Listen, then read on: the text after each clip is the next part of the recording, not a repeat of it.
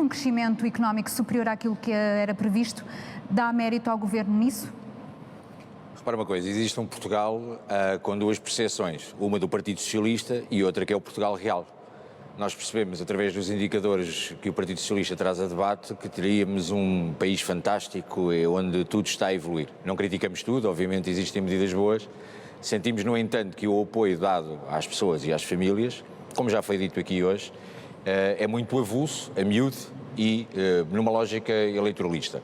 Aquilo que tem acontecido por parte do Partido Socialista é uma tentativa de venda de um sonho de um país que não existe e ninguém vai, ao final do mês, pagar as contas, nem de casa, sobre as quais as taxas de juros do BCE, o aumento constante, o Partido Socialista continua a acreditar que não deve fazer uma ingerência no BCE, porque não é um órgão político e, portanto, não toma sequer uma posição enquanto Estado em relação ao posicionamento do BCE. Tivemos, inclusive, recentemente em Portugal, a Presidente do BCE a intrometer-se na política económica portuguesa e a posicionar-se naquilo que acha que deve ser feito através do Governo. O seu próprio Presidente da República manifestou-se em relação àquilo que seria o posicionamento do BCE, que devia existir alguma contenção. E percebemos que esta questão do IVA zero não funcionou. Não funcionou e claramente quando o Chega apresentou a medida... O Ministério da Economia diz que permitiu baixar os preços do cabaz alimentar dos 46 alimentos em 10%. Façamos um resultado prático na vida das pessoas efetivamente o que é que reduziu.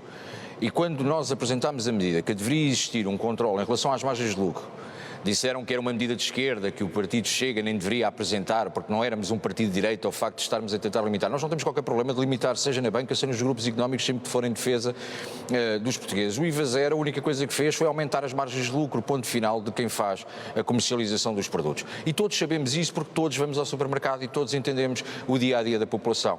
É um governo que tenta escamotear e esconder aquilo que vai acontecer de um total desgoverno, passa a redundância, com os 13 casos que aconteceram ao longo do ano de indícios de corrupção, de má gestão, de demissões, de casos e casinhos. Do país real, as pessoas lá fora, quem nos está a ver, sabe perfeitamente que não aumentou o poder de compra. Há uma perda efetiva do poder de compra.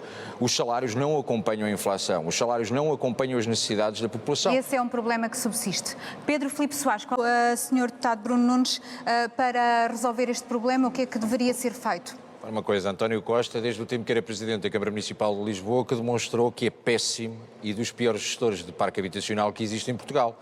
Basta recordar que, com o objetivo claro de chegar a Primeiro-Ministro, lançou um programa em Lisboa que se chamava Reabilita Primeiro, Paga Depois e que dilapidou por completo todo o património imobiliário que existia na Câmara Municipal de Lisboa, para além de que o Partido Socialista mantém em sua posse nas câmaras municipais que gera centenas de milhares de habitações sobre as quais existem milhões e milhões de dívidas de habitação, alguma dela carenciada, outra nem tanto, com rendas mensais de 4,5 € e 9 €, que ninguém lá em casa paga isso, e que se mantém porque com o estigma de tomar uma decisão, o parque habitacional que está na mão dos municípios e que está é completamente desleixado e não existe uma gestão correta de centenas de milhares de casas. O que é que deveria ser feito, Sr. Deputado, na opinião do Chega? Tem que ser tomadas medidas concretas, porque não podemos estar a atacar a propriedade privada com isto que estamos a fazer, porque a preocupação do Sr. Deputado Francisco César é temos ruas que estão cheias de alojamento local. Olha, temos ruas... Tem sítios para habitar. Olha, temos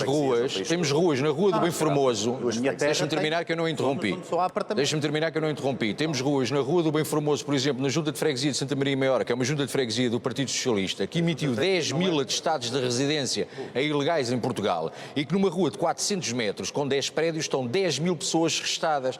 Portanto, os senhores o que fizeram foi um abandono completo. Isto tem consequências diretas, porque esta política também de imigração, não havendo casa para toda a gente, faz com que as pessoas depois vivam no Samuco como estavam a viver. Qual é a alternativa do Chega? A alternativa é clara, nós apresentámos claramente as propostas.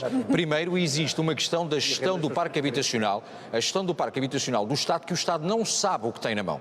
O Estado nem sequer sabe o que tem e, por isso, primeiro tem que contabilizar o que tem para colocar à disposição. E só depois é que pode, eventualmente, ponderar, ter alguma atitude com a propriedade privada, que este é o maior ataque à propriedade privada que aconteceu desde 1974. Portanto, o Estado tem que pelo menos conseguir organizar, porque nem o próprio Governo consegue gerir o seu parque habitacional. Começar pelo parque habitacional público. Paula Santos, a mesma questão, o que é? Votação efetiva sobre os lucros dos grupos económicos e as grandes fortunas. Prioridade do Chega.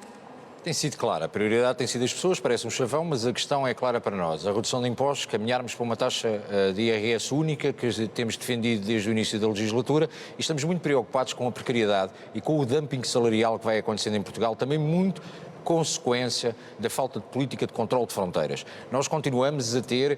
Hoje em dia é fácil e cómodo chamarmos quem nos vem trazer a comida à casa, que são os novos escravos de Lisboa. E nós percebemos que existe dumping salarial, cada vez mais precariedade, e vimos que mesmo na função pública, o novo programa apresentado pela Sra. Ministra da Presidência em relação à revisão do CIADAP é ridículo para os funcionários públicos, que também têm sido tão penalizados. Portanto, sem riqueza não há melhoria da condição de vida, não há hipótese de arrendamento. Portanto, temos que deixar que a margem liberta do lucro do trabalho da pessoa seja o foco que o Parlamento e o Governo devem ter durante o próximo ano para permitir que as pessoas retenham de facto aquilo que é justo e não lutarmos apenas pelo princípio de entrega ao Estado. Qual é o maior problema para o Bloco de Esquerda?